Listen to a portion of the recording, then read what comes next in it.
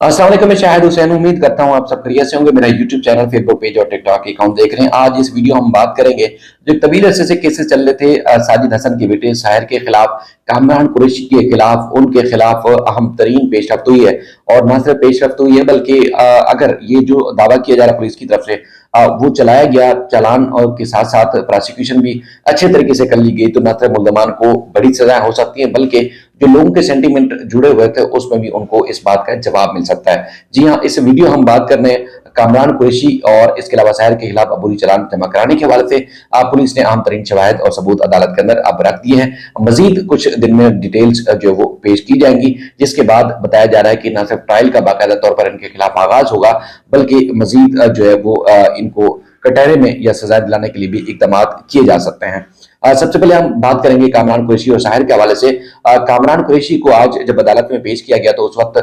वो काफी परेशान दिखाई दिए और उनका जो बॉडी लैंग्वेज था पहले की निस्बत न सिर्फ नीट एंड क्लीन था बल्कि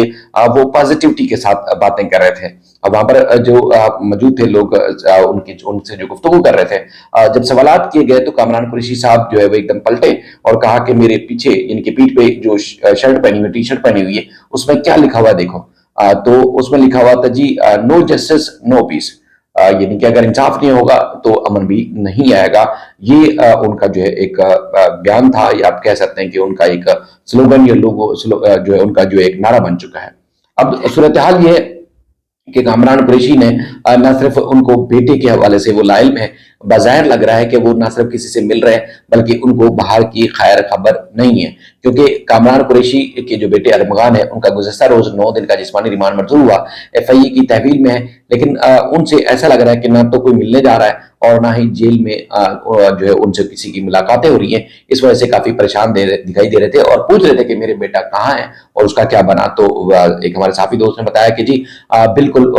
उसका जो है गुज़श्ता रोजी रिमांड हुआ है टीसी से और अब वो एफआईए की तहवील में है। 24 जो है वो अप्रैल को उसको पेश किया जाएगा, यानी कि 9 दिन का जिस्मानी रिमांड है। और इसके अलावा जब वो अदालत के अंदर गए, वहां समाअत हुई, उनको पेश किया गया, बाहर वापस आए, तब भी उनसे सवालात किए गए। तो जब वो गाड़ी पर चढ़ने लगे तो गाड़ी जो पुलिस वैन थी, जो कैदियों के लिए गाड़ी होती है जेल से अदालत में बाहर जुडिशियल कम्प्लेक्स में जिन लोगों को पेश किया जाता है, तो उस दौरान वो एकदम उनकी टक्कर लगी गाड़ी से और एकदम गिर गए। और काफी देर तक वो ऐसा लगा कि जैसे जोरदार उनको टक्कर लगी और वो सहम गए थे। सहमने के बाद फिर कुछ देर में संभले तो फिर उन्होंने कहा जी गिरते हैं शाह सवार मैदान जंग में, तो उनको वो अपने आप को भी शाह सवार करार दे रहे थे कि उनके साथ जो कुछ हो रहा है वो शाह सवार ही है। और उसके बाद फिर उन्होंने कहा जी देखिए मैं भी पहले सहाफी था लेकिन यहाँ हकायक और हक और सच बात करने की जो है वो इजाजत नहीं दी जाती, तो इसलिए मैं मुल्क छोड़ के चला गया था। और इस तरह मैं साफी था लेकिन मैं भी इसी तरह कोशिश करता रहा। लेकिन ये कि आप लोग आते हैं, मेरी हौसला अफजाई होती है, मेरी हिम्मत बढ़ती है,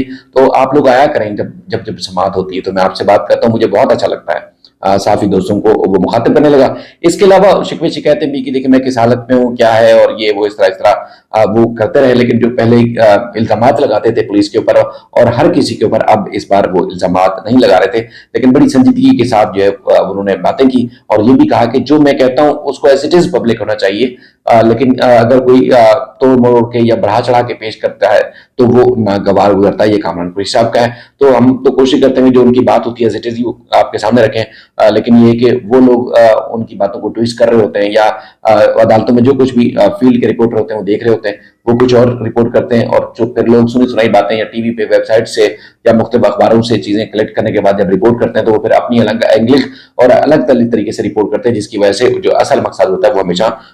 फेल हो जाता है या बढ़ा चढ़ा के पेश किया जाता है, सेंसरी फैल जाती है उससे। तो कामरान कुरैशी साहब भी बजाय लगता है कि उसी चीज का शिक्का कर रहे थे, लेकिन जो कुछ अदालतों में हुआ, सवालात भी हमने किए, बातें भी हमने की और जो जो फैक्ट्स है अदालतों के ऊपर, न सिर्फ ये इनका कामरान कुरैशी और साहिर साहब का मामला था बल्कि दीगर जो केसेस है हम उनका भी यही करते हैं। मंशियात बरामदगी और असले के मुकदमे में जब कामरान कुरैशी साहब को पेश किया गया तो आज जो है पुलिस ने अबूरी चालान अदालत में पेश किया था, वो सामने रखा और उस पर उन्होंने कहा कि देखिए जी मुखबर की निशानदेही थी, यानी कि जो इन्फॉर्मर था उसकी निशानदेही थी कि कामरान कुरैशी को इसके घर के बाहर से उसकी निशानदेही के ऊपर हमने गिरफ्तार किया। कामरान कुरैशी के बैग से 2 प्लास्टिक की थैलियां मिली जिनमें से आइस थी, यानी कि वो नशा था, और मुलजिम से बरामद होने वाली आइस का वजन 200 ग्राम था। मुलजिम से 1 9 mm पिस्तौल और 2 पासपोर्ट, 2 शनाख्ती कार्ड, 1 पासपोर्ट कार्ड और इसके अलावा उसने ये भी बताया कि जी 3 ड्राइविंग लाइसेंस, 4 एटीएम्स और कार्ड जो है बरामद हुए और एक पासपोर्ट अरमान के नाम का भी उनके हवाले से बरामद हुआ। मुलजिम से 5 मोबाइल फोन्स और 2000 रुपए नकद भी जो है बरामद हुए। मुलजिम से असले का लाइसेंस तलब किया गया है, जो कि मुलजिम अब तक जो है वो पेश नहीं कर सका। फोरेंसिक रिपोर्ट आने के बाद हतमी चालान पेश करेंगे और अदालत ने जो है जुडिशियल रिमांड जो था कामरान कुरैशी का, उसमें तोसी की है और 5 दिन के लिए मजीद उनको जेल भेज दिया है। यानी कि आप देखेंगे तो ये बहुत सारे फैक्ट्स और हकायक आपके सामने जो रखे जा रहे हैं वो ये है कि मुलजिम अगर ये वाकई पुलिस जो दावा कर रही है सच साबित होते हैं और ठीक तरह से प्रोसिक्यूशन होती है अदालत के अंदर और कामरान कुरैशी अपनी बेगुनाही साबित नहीं कर सकते और पुलिस जो है ये अदालत के अंदर ये साबित कर देती है कि जो हम कह रहे हैं वो बिल्कुल ठीक है, तो न सिर्फ इनको सजा होगी बल्कि जिस तरह आपने देखा कि उनकी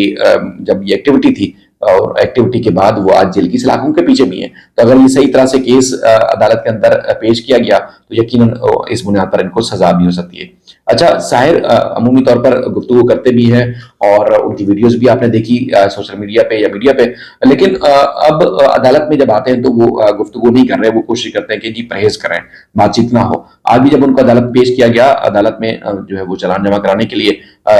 जो अबूरी चालान था वो जमा कराया गया, हतमी चालान के लिए कहा कि जो फाइनल चालान होगा उसके लिए अदालत ने पुलिस को 6 दिन की मोहलत दी है और 22 अप्रैल को दोबारा साहिर को पेश करने का हुक्म दिया है। और साहिर से भी चूंकि 22 फरवरी को डीएचए से इनको गिरफ्तार किया गया था, साजिद हसन के बेटे को, और इनके कब्जे से जो 5 बैग जो थे या पैकेट थे वो वीड्स गांजा के बरामद हुए थे और इस तरह इनके खिलाफ मंशियात बरामदगी का मुकदमा दर्ज हुआ था। लेकिन जब वो लाया गया तो वो सहमे सहमे तो जरूर थे, लेकिन ये किसी किस्म की बात का जवाब नहीं दिया और उन्होंने बात नहीं की। तो ये 2 केस जो है बड़े इंपॉर्टेंट है। इससे लग रहा है कि पुलिस